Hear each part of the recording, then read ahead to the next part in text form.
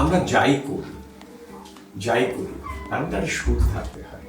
গান গাইতে গেলে সুর দরকার হয়, কথা বলতে গেলে তার একটা সুর আছে, তারপর কবিতা তো আছে, গদ্যে আছে। এই বইতেও পাওয়া যাবে।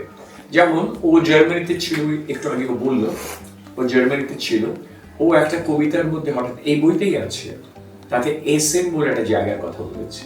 সেখানে হয়তো কারোর সঙ্গে বন্ধুতা ছিল বা কোনো একটা স্মৃতি জড়িয়ে আছে, যেটা ওকে আবার এখন ফিরে এসে ব্যথা দেয় বা এই করে। ও একটা কবিতার নামই হচ্ছে ব্যথার ডায়ালেকটিক্স।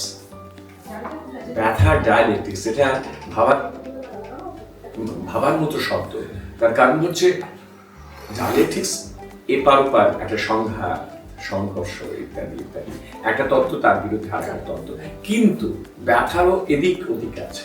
ও শুরু করেছে আমার টেবিলে জড়ো করে রাখা বইয়ের থাকের ওপর আনোখা ছড়ানো বিবর্ণ কোনো ওষুধের ছেঁড়া ফয়েল কখনো রেখেছে।